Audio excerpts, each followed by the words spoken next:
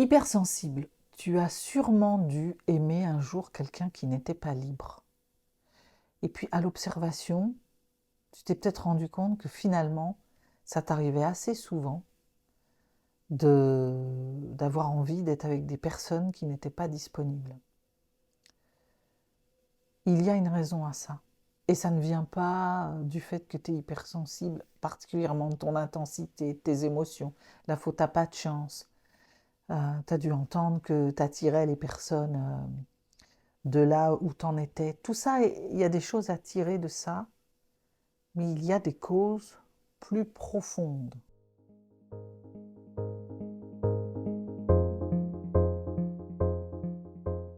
Tu cumules les relations avec des gens indisponibles et pourtant tu rêves de l'amour, tu rêves de l'âme sœur parce que tu sais que quand on trouve sa moitié, on va être dynamisé, on va être soutenu, tu as envie d'une connexion profonde.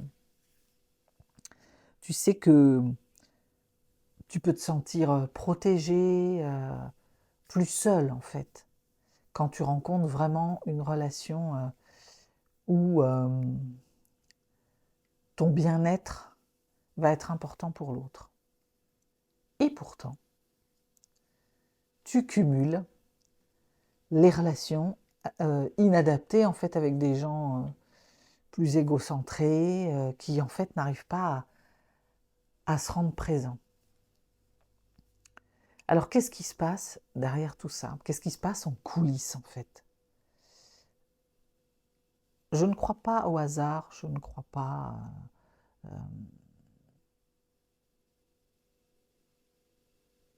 je ne crois pas au hasard et je pense que la chance s'entretient. En fait, il y a des éclairages, des choses qui viennent te pousser à ça, malgré toi, inconsciemment, et comme un cercle vicieux. Qu'est-ce qui se passe? En fait, le propre de l'hypersensible, c'est qu'en fait, il est entre ses besoins et ses peurs. Son besoin d'être libre, de se sentir reconnu, de se sentir libre de pouvoir être avec son émotionnel un peu débordant, avec ses moments de besoin de ressourcement, de solitude même. Et en même temps, ces peurs d'être trop, d'être toujours un peu trop, c'est quand même ce qu'on entend depuis qu'on est enfant. Je ne sais pas vous, mais au début, je ne savais pas pourquoi. Maintenant, je sais mieux pourquoi. Mais cette histoire de t'es trop sensible, t'es trop susceptible, t'es trop... oh, mais enfin, d'avoir un émotionnel trop fort, tu vas pas te mettre à pleurer pour ça. Tout c'est trop. On se les trimballe en fait dans son sac et on les amène dans une relation. Et il y a toujours la peur de ne pas être accepté, d'être encore toujours trop dans cet échange. Du coup, qu'est-ce qu'on fait? À la fois, on a envie d'être avec l'autre, mais à la fois, on a peur. Vous voyez, je fais comme ça. Il y a une espèce de... Je rentre dans la relation, mais j'ai besoin de me protéger. Du coup, je vais mettre en place des systèmes de défense qui vont faire que si jamais ça arrive, je vais être un peu au sec. Et un des systèmes de défense, il y en a d'autres, mais aujourd'hui on va parler de celui-là, c'est de se mettre dans une relation d'indisponibilité. Pourquoi? Parce que vous allez vous investir un peu, mais pas trop. Vous allez être dans... euh, vous pouvez commencer à, à relationner, mais il y a des moments, comme la personne ne sera pas disponible, vous allez avoir des moments seuls. Vous allez avoir des moments où vous pouvez être tranquille, vous allez pouvoir canaliser ce trop, vous allez pas être obligé.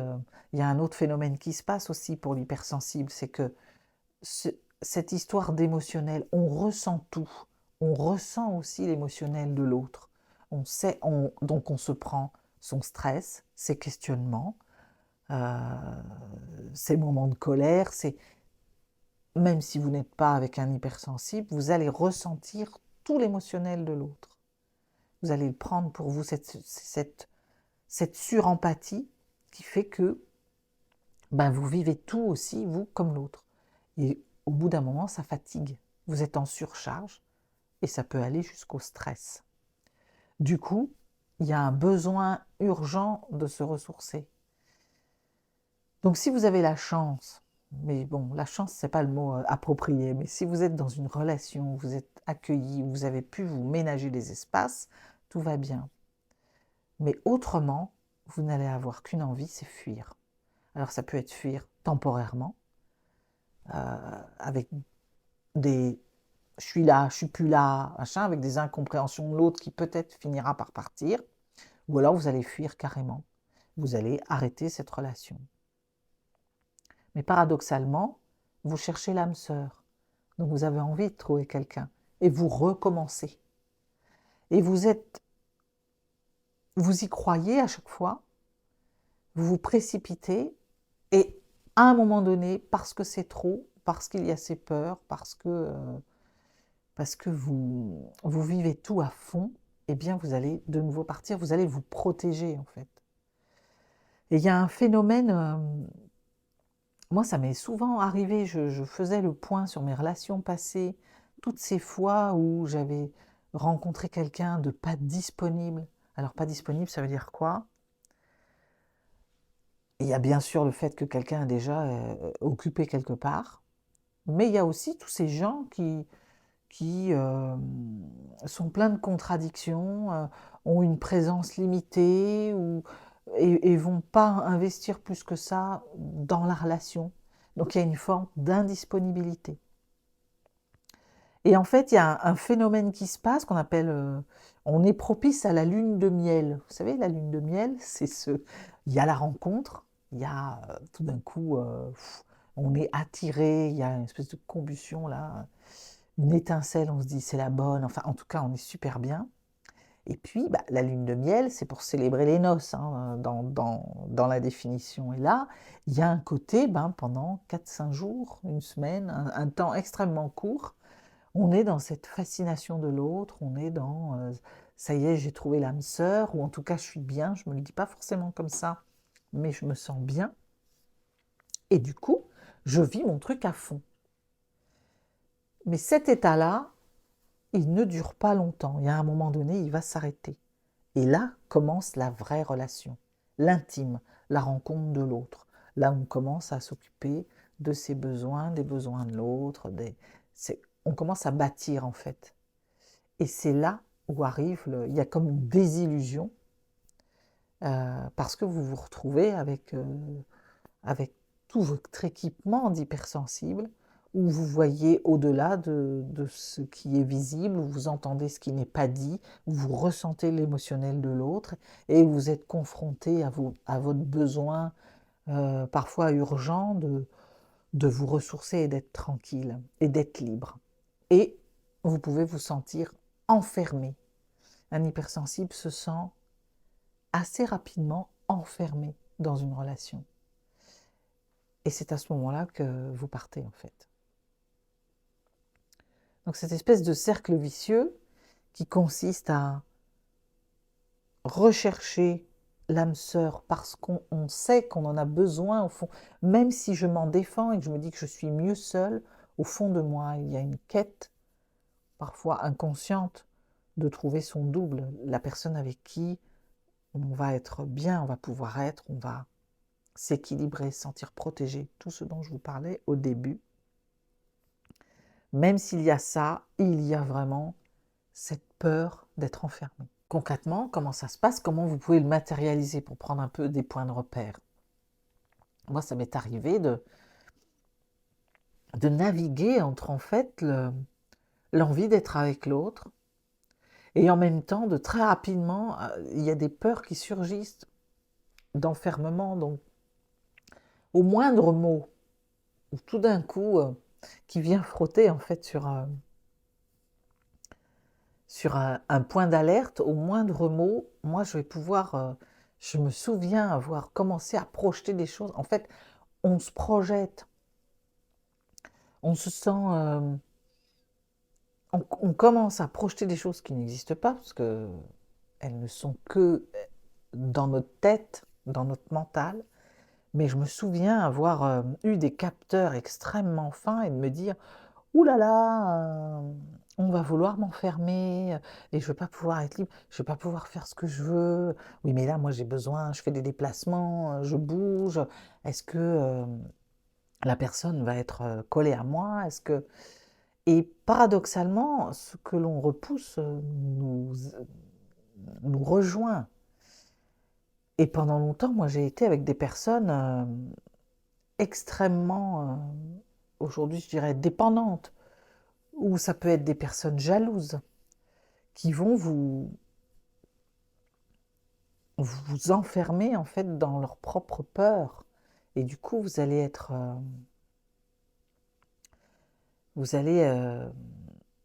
vous sentir comme bloqué. Et en même temps, on est attiré par ces personnes-là. Il y a quelque chose de... Qu'est-ce qui fait que on est dans une forme de schéma répétitif? Je vous invite à aller voir la vidéo sur le sujet. J'ai fait une vidéo sur les schémas répétitifs, comment notre mental nous empêche de sortir justement de ces cercles. On est dans une forme de schéma répétitif. Alors ça vient d'où? Si on éclaire ce processus-là. Premier processus, il y a ce qu'on appelle la sécurité distante, apparente. Donc c'est celle qui consiste à penser que si je me mets à la bonne distance, eh bien je n'aurai pas de risque d'être submergé. Donc du coup, je navigue entre je suis présente et il y a des moments où je suis absente. Donc soit je fais des allers-retours dans une relation, soit je coupe la relation et je vais rechercher. Tant que je me sens, ça va en sécurité, je reste là. Et puis dès que je commence à être, ou je crains d'être émotionnellement submergée, je m'en vais. Donc ça, c'est comme une fausse croyance qui nous fait penser qu'on ne peut être en sécurité que loin de l'autre, en fait. Donc tout va consister, la clé va consister à inverser cette croyance et de voir comment je peux être en sécurité avec l'autre. Le deuxième processus, la deuxième raison inconsciente, c'est que parfois vous reproduisez en fait le schéma émotionnel que vous avez connu enfant. Donc ça, c'est une invitation à aller regarder quel schéma d'amour vous avez eu comme modèle enfant. Par exemple, vous savez, dans ces familles où on pense qu'on est libre, en fait, indépendant, que chacun fait sa vie, et en fait, quand on regarde un peu mieux, on se rend compte que chacun est seul, en fait, dans son coin. Et que moi, j'ai observé parfois des modèles de famille où un des deux, en fait, en faisait 3 caisses pour essayer d'attirer l'amour, pour essayer de plaire à l'autre, pour essayer de, de récupérer l'attention de l'autre. Et il y a comme une forme de quelque chose qui dit l'amour, c'est espérer, c'est attendre, c'est envoyer des signaux et attendre de la valorisation et de la reconnaissance. Et du coup, ben, quand vous vous construisez là-dessus, vous êtes ensuite dans une relation déséquilibrée qui fait que ben, vous allez en faire 3 fois plus que les autres pour attendre un signal d'amour. Et ça crée en fait l'hypersensible étant hyper empathique, ça lui est très facile d'aller se mettre à la place de l'autre, d'envoyer des choses, de faire un peu plus que l'autre. Et ça va amener une super fatigue en fait, un déséquilibre, de la frustration et de la fatigue. Et pour éviter ça, eh bien, on va donner, puis au bout d'un moment, on n'aura plus rien à donner et on va s'enfuir. Ou on va s'enfuir avant par crainte justement d'être dans ce processus-là. On va repérer que l'autre ne donne pas exactement et on va s'enfuir avant. Et puis la troisième chose, c'est cette histoire de sauveur-sauvé, cette histoire de l'hypersensible, il pense souvent qu'il peut sauver toute la planète. Donc il a comme des espèces d'antennes, et avec ces gens qui ne croient pas en l'amour, qui sont en mal-être, voilà, on est comme attirés un peu parce que, inconsciemment, hein, parce qu'il faut vraiment mettre de l'éclairage là-dessus, on pense que nous, on va pouvoir aider cette personne. Moi, j'ai souvent pensé, oui, mais avec moi, ça va être différent. Moi, je vais y arriver parce que j'ai tellement d'amour à donner que ça va marcher. Et en fait, c'est un vœu pieux parce que on ne peut pas sauver quelqu'un, qui n'a pas plus ou moins consciemment envie de se sauver, et puis on n'est pas là pour ça. Et on rentre dans le triangle infernal de Karpman, de si je veux sauver, c'est qu'en face j'ai une victime, et on est dans une relation déséquilibrée. Donc à la fois je suis attirée par ça, mais en même temps ça crée comme une forme d'amour impossible. Donc il y a un moment où ça ne se fait pas. Et donc, bon, si j'ai un instinct de survie très fort, alors ça peut durer longtemps, hein. On peut rester, j'aimerais vous faire une vidéo sur les relations déséquilibrées comme ça, ou dites un peu toxiques pour soi. Ça peut durer longtemps, mais il y a toujours un moment où on peut arriver à s'en sortir, et on s'en sort. Donc voilà un peu pourquoi, comment je peux me mettre sur des personnes finalement qui ont une forme d'indisponibilité, qu'elle soit physique parce qu'ils sont occupés, mentale parce qu'ils sont attrapés ailleurs, ou qui sont dans des schémas qui ne permettent pas le développement de la relation. Alors les clés par rapport à ça, c'est la première et la plus importante, qui est la clé de chaque développement, c'est de mettre de la conscience là-dessus. C'est d'en prendre conscience. Moi, j'ai longtemps été dans des amours impossibles avec des gens indisponibles. Et je ne comprenais pas, j'étais dans une espèce de cercle vicieux comme ça, j'arrivais pas à m'en sortir. Et j'ai fini par croire que finalement l'amour c'était pas fait pour moi, jusqu'à ce que je mette de la lumière là-dessus et que j'arrive à être ensuite avec des personnes avec qui je me suis engagée.